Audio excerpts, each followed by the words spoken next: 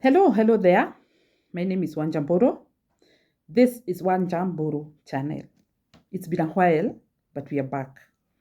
So if you are new here, kindly subscribe, leave your comment, drop your comment. We're going to engage it later. You can like and share. Hit the notification bell so that every time we come live, you can catch up on us. Now, in our last video, and I'll kindly ask you to revisit our last video where we discussed our 4 types of temperaments, the sanguines, the cholerics, the phlegmatics, and the melancholics. We understood 2 people who are called extroverts and introverts. And we said that the introverts in the last 2 groups easily get to their low lows. That means they can get into a depression very easily. Now, we want to understand why they go to their low lows. What are these mental disorders that we have? What are these mental issues that people have in our midst? Maybe we could be having mental issues and people don't know. Why are we here? Why are we even discussing people who are following a certain cult and are getting brainwashed? Are they understanding the kind of people they are following? Could they be having these mental issues themselves? Could you be living with a person with a mental issue and you do not know? Are we aware of ourselves? Could we be sick ourselves and nobody knows? The other day, I was discussing with a lady living with an addict. And we got to understand that this person is depressed. The mind is in that state. It's that illness or a disorder that takes you down to a very dark corner of feeling lonely, withdrawn. You feel like you have a vacuum in you. There's a vacuum. You do not even understand what is happening to you. You feeling severe despondency and ejection. You uh, doubt creeps in, and you feel a sense of withdrawal and worthiness. You feel like you have a vacuum and you're worthless, like you don't deserve to live. And this depression can lead you to committing suicide, especially when you start feeling lonely and nobody understands you. You feel like you're heavy, you're living in a body, you are living in a body that you want to run away. A very heavy situation you are in, you are trapped in, and you feel like you want to escape. You feel like you want to explode. And people do not know what you're going through. Or you yourself do not even understand what you're going through.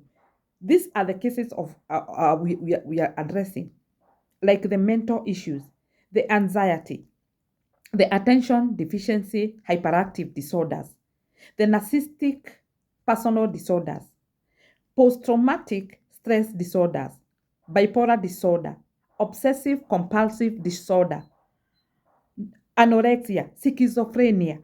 These are things, these are conditions and many more that are with people, but they don't know. They are with your people, your kins, but you do not know. They are with your relatives or your spouse or your colleague, but they are not aware of what they are going through, and you are also not aware. Supposing we try to find out if we can try to understand them a little, so that at least we know why things are going the way they're going. Now, such a person who is sharing the story of how they have lived with an alcoholic addict.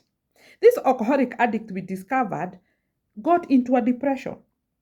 And when they get into a depression, they go looking for solutions to come out of this thing. And they find themselves taking drugs or medication or alcohol, and then they step into an addiction. So this person living with this person, this kind of a person, is living with a sick person who is in addiction. And people, when you make your decisions, when you as a spouse make your final decisions, the society or their people will judge you harshly because they don't understand that you're dealing with a substance. You're not dealing with human being. You're dealing with a condition of the mind, which is way beyond you. You cannot now live with this person. This person is kind of mad. Imagine somebody, you're not dealing with a human being, you're dealing with a substance. This person is not in their normal mind. So when they get to that kitchen, they can burn you with gas. They can become violent. When they get to the toilet, they do things that cannot even be discussed here. They start running like they have hallucinations. They start doing things at night. They force you to feel a lot of fear. Now, sometimes they get into violence episodes. They force you to do things. They beat you. They can kill, and they can kill themselves as well, because the mental science in their brain is not okay. This is a depressed person going to look for solutions in alcohol or in drugs. And when you live with this kind of a person and you at some point make a decision, the world judges you harshly. I wish the world can understand what you are going through. That it is beyond you. That this person needs help. This person needs treatment. Because once there's no help, because nobody understands, they feel lonely, they feel unwanted, and they want to get to suicide. They want to exit.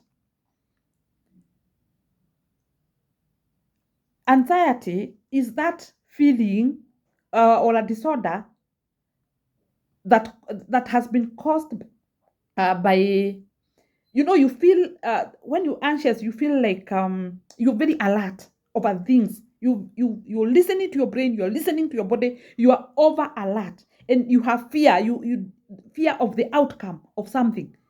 It is what we calling anxiety. There's something called post-traumatic stress disorder, an anxiety disorder caused by very stressful or frightening event or occurrence in your life. Something that maybe happened when you were a kid. You have post trauma.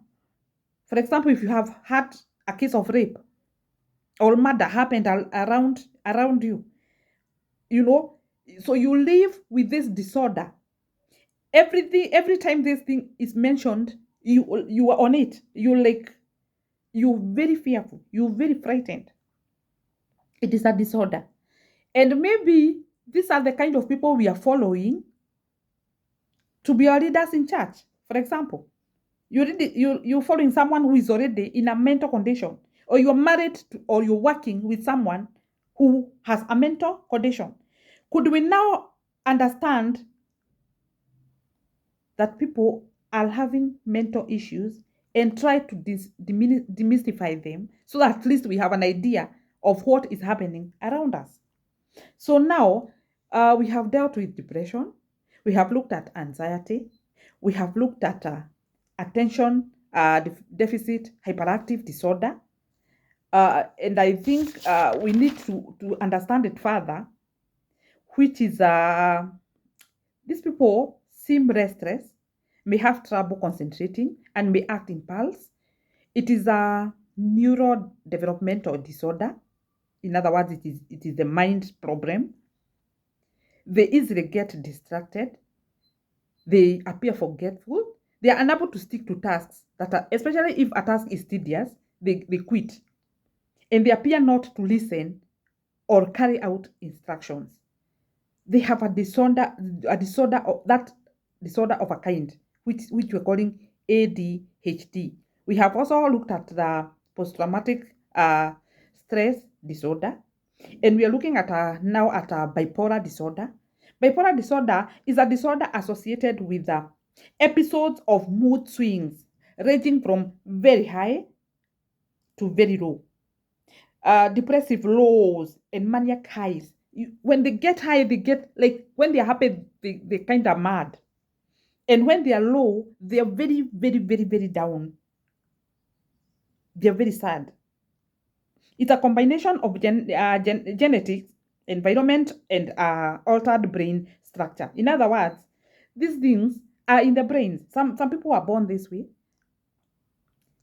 Sometimes they are triggered by the environment they are in at that particular time. And these things can only be diagnosed medically.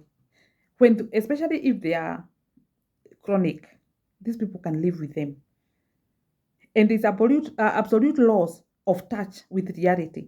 It sometimes gives suicidal thoughts. This thing may last a lifetime, especially if chronic and especially if not diagnosed. So we need to be on the lookout for some of these things. There's also schizophrenia. Schizophrenia is a disorder that affects a person's ability to think, feel, and behave clearly. And these are the people we keep calling mad people.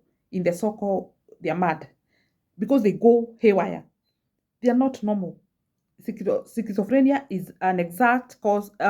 Its exact cause is not known, but it could be also a combination of genetics, um, environment, and altered brain chemistry. Could be could be a role player in these people. Then there's something else we call anorexia. Anorexia is a these are people who are very alert about their weight. So they don't eat. It is a disinterest in eating, causing people to obsess about weight. It's characterized by a distorted body image with unwarranted fear of being overweight. I don't know if you have met people in your midst who are so careful about their weight, they are so alert, and it is disturbing because sometimes these people could even be featherweight, but they're still very alert over their weight. It is a disorder called anorexia. There's another one called OCD, the one we called obsessive compulsive disorder. This is excessive thought of something that leads to repetitive behavior.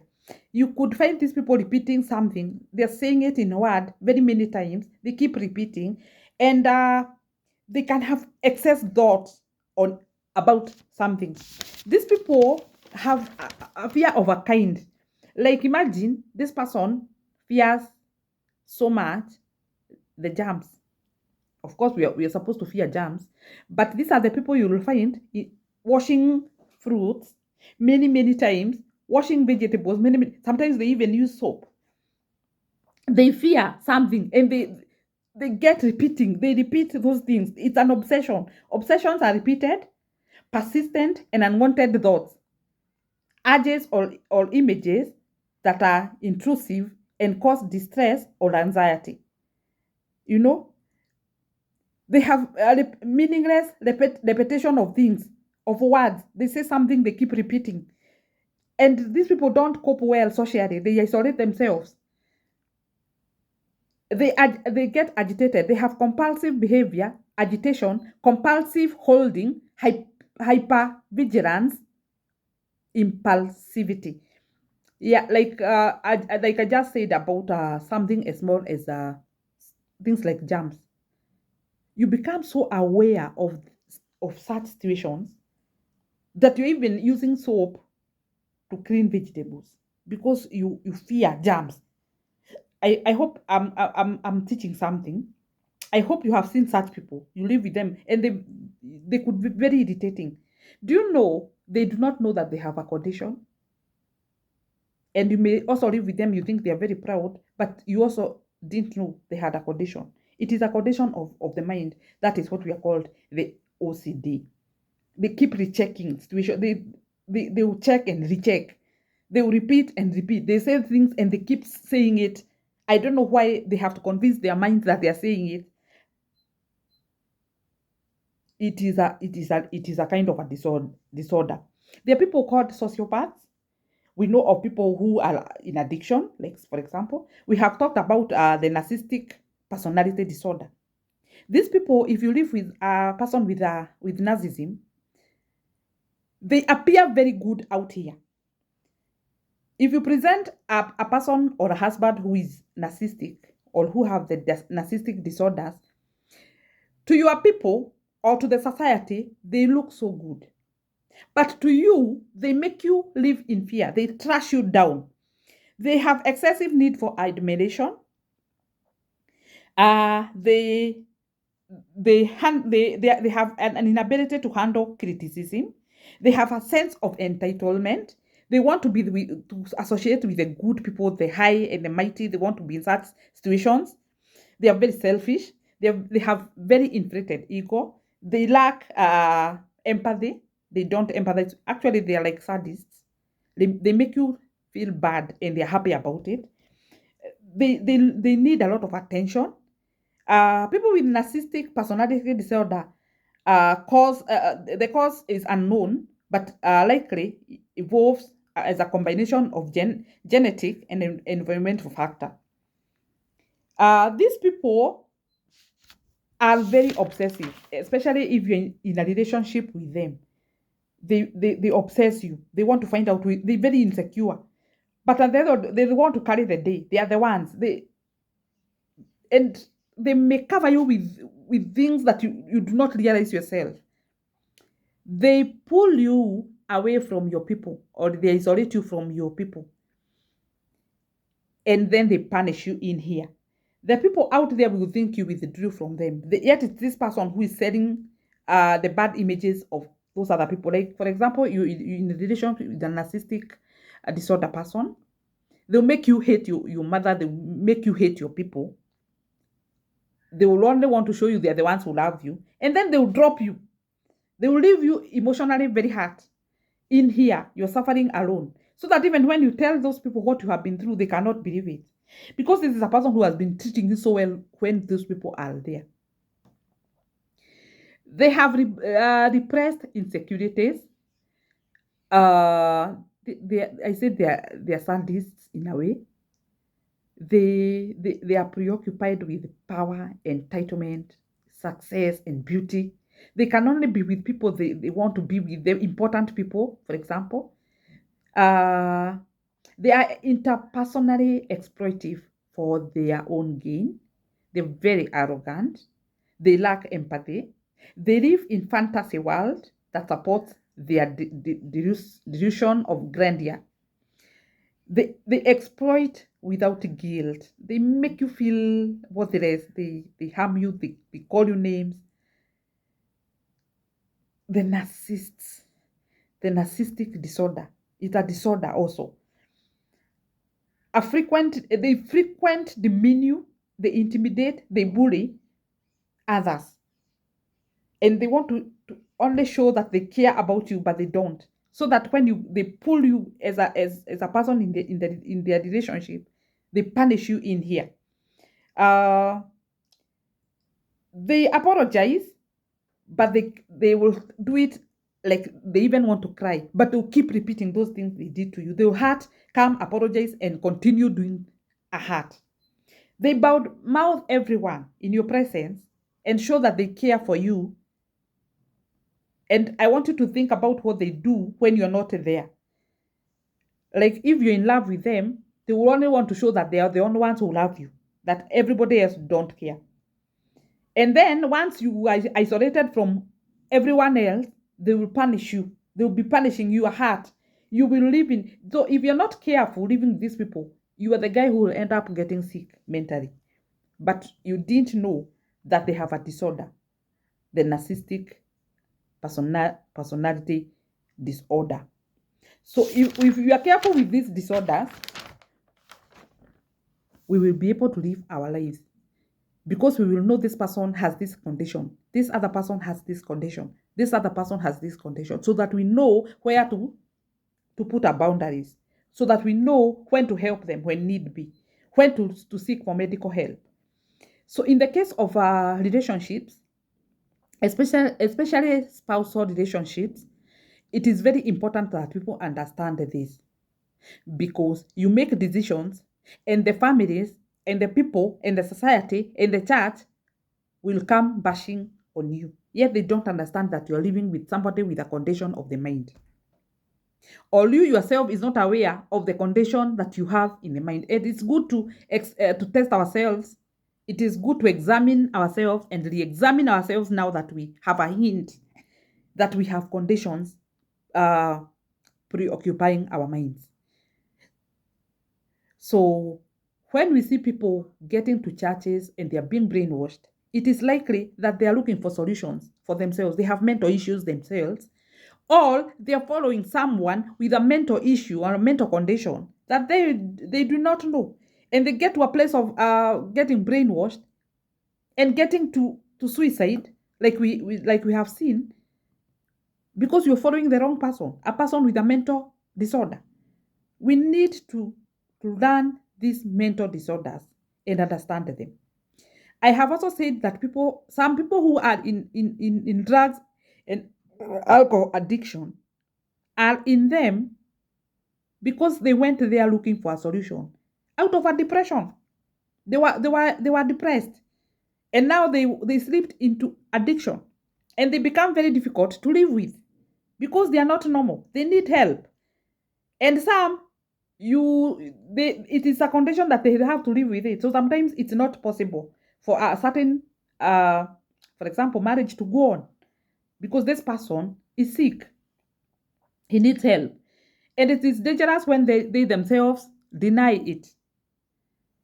But if they understand and they are aware, they're fully aware of themselves, then they go for help. Let us continue discussing this. Let us understand this. Let us understand many more mental problems that people have, so that now we know what we are dealing with. So that now we stop judging people when they make the decisions they make. People go through things that you have no idea. And you cannot be, as a wife, be handling a children, you handle bills, you handle your life, and you handle a husband who has mental issues, who is maybe in addiction because he was looking for solutions for a mental issue or a mental case that he has and has not been addressed. So that we stop following people like they are the ones who are going to give us solutions for our lives.